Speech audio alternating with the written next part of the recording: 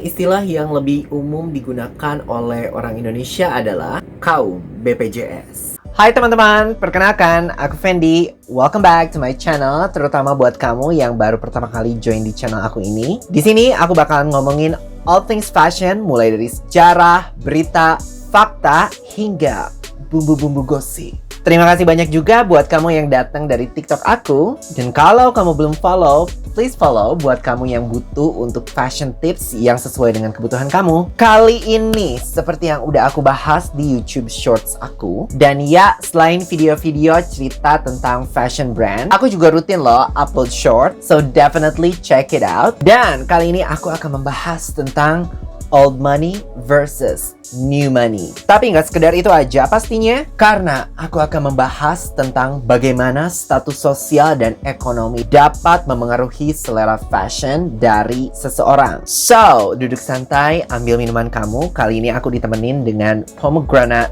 fizz dari McD. Dan mari kita bahas tentang old money versus new money.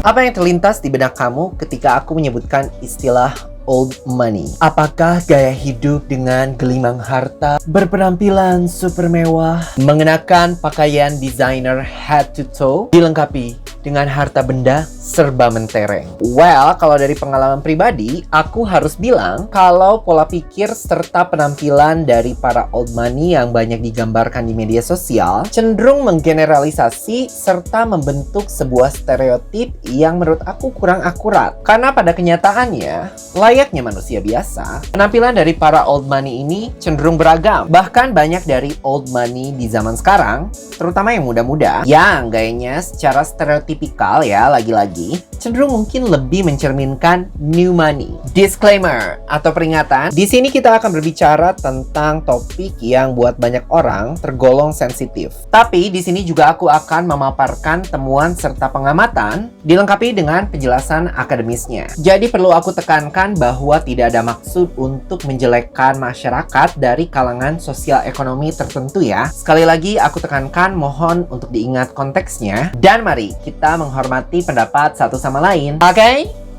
Good. Dalam sebuah artikel yang aku temukan dari Cosmopolitan Indonesia yang ditulis oleh Alexander Kusuma Praja. Sebelumnya aku mau kasih shout out dulu buat Mas Alexander karena telah berhasil membuat sebuah artikel elaboratif yang super informatif ini. Dan buat kamu yang pengen cek, kamu bisa langsung cek di description box di bawah. Aku mau bilang dulu bahwa industri jurnalisme, khususnya di kategori fashion, yang semakin kesini tuh semakin turun gitu loh kualitasnya. Dan menemukan artikel ini bagaikan aku menemukan sebuah oase di padang pasir, bagai menemukan jarum di tumpukan jerami. But anyway, kembali ke topik utama kita. Jadi, dilansir dari artikel yang berdasarkan sebuah studi yang menurut aku menarik banget. Dan studi ini tuh adalah berdasarkan ilmu marketing, di mana ada 4 kalangan yang terdiri dari patricians, parvenus, posers, dan terakhir ada kaum proletarius. Mari kita mulai bahas dari patricians, di mana kalangan ini merupakan, kalau bisa dibilang, ini adalah definisi dari old money yang banyak beredar di masyarakat secara stereotipikal. Orang-orang dari kalangan ini tidak memerlukan benda-benda untuk secara simbolis menunjukkan bahwa mereka itu berasal dari kaum berada. Tapi, jangan salah juga,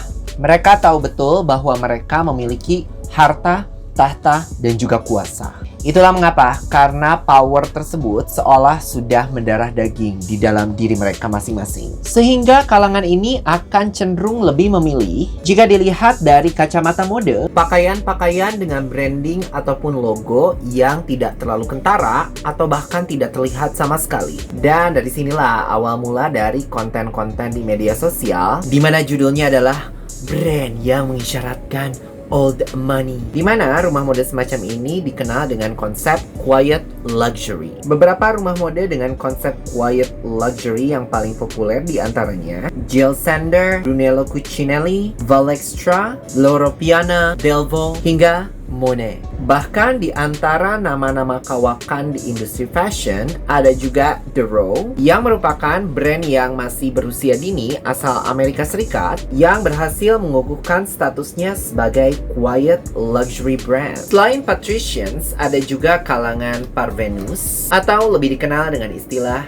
new money. Kalangan ini adalah kalangan yang telah sukses secara finansial, dimana kalau kita berbicara soal taraf kekayaan, kalangan ini tidaklah kalah dari kaum patricians. Di sini aku mau menambahkan pendapat pribadi yang sotoy aja. Karena di sini kasusnya harta, tahta, dan kuasa itu merupakan hal yang baru untuk kaum Parvenus, sehingga ada dorongan untuk kalangan ini untuk menunjukkan bahwa mereka ini telah sukses, bahwa mereka telah naik gitu taraf hidupnya.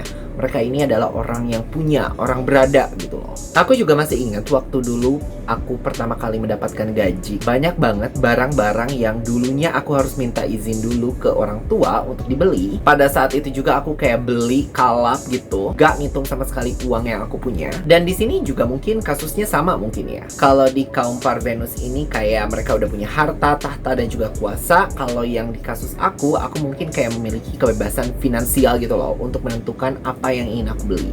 Menunjukkan bahwa aku gak perlu izin orang tua lagi untuk beli sesuatu. Terus juga kayak, oh ya aku udah punya uang nih sekarang, aku bisa beli apa aja yang aku mau. Maka untuk mewujudkan motif tersebut, salah satu caranya adalah dengan menggunakan pakaian yang bertabur logo-logo. Banyak dari kamu yang pastinya udah tahu logo-logo dari rumah mode seperti Gucci, Louis Vuitton, Chanel, hingga Hermes. Yang akibat meningkatnya popularitas dari rumah mode asal Prancis ini, kini statusnya sebagai brand quiet luxury tengah diperdebatkan. Aku mau tanya juga nih, apa menurut kamu tentang brand Hermes ini? Apakah dia masih termasuk ke dalam quiet luxury ataupun loud luxury? Tinggalin opini kamu di bagian komen. Tapi intinya, ketika kita melihat logo-logo dari brand-brand tersebut, entah itu pada pakaian, tas, sepatu, ataupun aksesori, sedikitnya pasti kita sudah bisa membayangkan harga dari item-item yang dijual dari brand-brand tersebut. Dan jika kita sudah dibuat menjadi seperti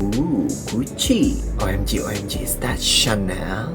Wow, Birkin, tasnya aja udah 2 tahun gaji kerja aku. Maka tujuan dari kaum Parvenus ini sudahlah tercapai. Selanjutnya ada kaum yang serupa tapi tak sama, yaitu adalah kaum poser. Mungkin istilah yang lebih umum digunakan oleh orang Indonesia adalah kaum BPJS, di mana kalangan ini bukan hanya kerap memaksakan diri untuk tampil wah, tapi mereka juga tidak segan-segan untuk menggunakan barang-barang KW. Yang sebenarnya kalau buat aku terserah sih ya, toh duit-duit orang. Tapi alasan aku kurang respect dan menjadi anti KW-KW club lebih karena menghargai brand-brand dan juga desainer-desainer yang sudah banting tulang, mikir keras, bahkan mungkin sampai jatuh sakit untuk bisa menciptakan sebuah karya.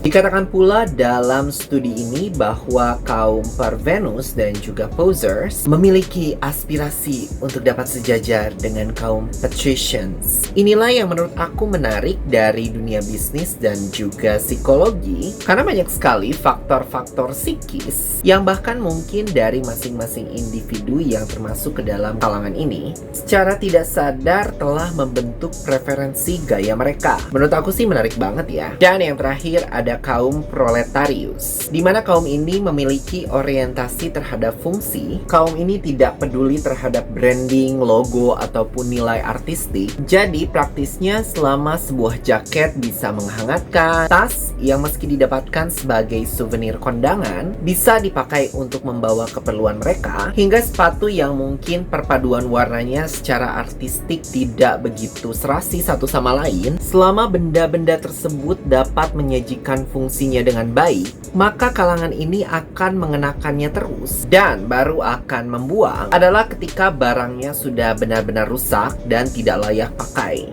Kemudian, beberapa tangkapan gambar dari paparazzi yang menampilkan The Olsen Twins, pendiri dari rumah mode The Row, di mana mereka ini punya jumlah kekayaan yang bukan main-main. Mereka bukan cuma memiliki harta, tetapi juga kuasa untuk mendapatkan barang mode apapun yang mereka mau. Tapi kemudian, di sini terlihat bahwa mereka tengah mengenakan sebuah tas Birkin. Yes, tas Birkin yang harga retailnya bisa mencapai 100 juta rupiah ini. Raja atau ratunya dari seluruh tas yang ada di dunia ini, di mana kondisinya yang walau dijual di pasar pre-love sekalipun, aku yakin mungkin banyak orang yang tidak akan menginginkan tas tersebut.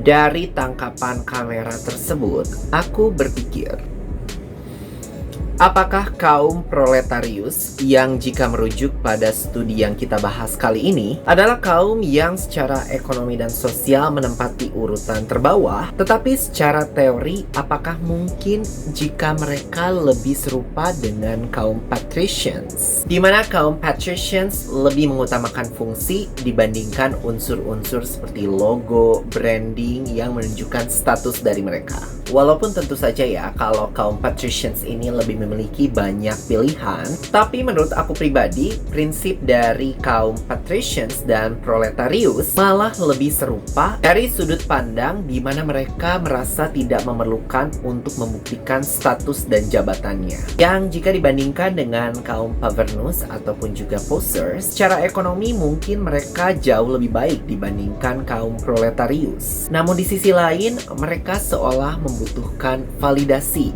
untuk dapat sejajar dengan kaum patricians. Aku akan menyerahkan pertanyaan tersebut buat kamu untuk didiskusikan di bagian komen di bawah. Bagaimana menurut kamu tentang adanya fenomena kasta-kasta sosial ekonomi yang ada di masyarakat? Jangan lupa untuk komen dan juga klik like buttonnya sebagai bentuk dukungan kamu untuk channel aku ini. Dan please subscribe ke channel aku kalau kamu suka topik-topik fashion yang bakalan secara rutin aku update setiap harinya. Jangan lupa juga untuk follow TikTok aku di Fendi Fashion Blog untuk mendapatkan tips fashion yang sesuai dengan keperluan kamu. Dan demikianlah untuk video aku kali ini. Mohon maaf jika ada salah-salah kata. Semoga bermanfaat, menginspirasi, dan juga menghibur. Sampai jumpa di video aku selanjutnya.